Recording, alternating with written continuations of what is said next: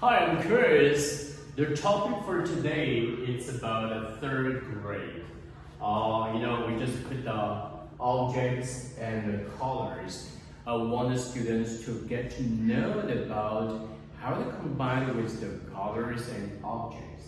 We can see clearly about this one. It's a red, yellow, gray, blue, and black.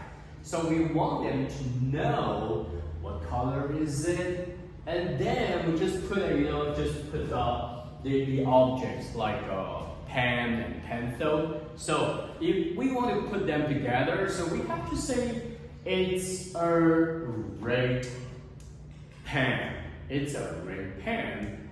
So I wanted to get a similar to all the sentence. Like the sentence patterns right here. So this is the sentence we want the student to get more practice, repeatedly, again and again.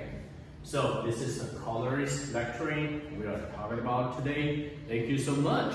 Have a good day.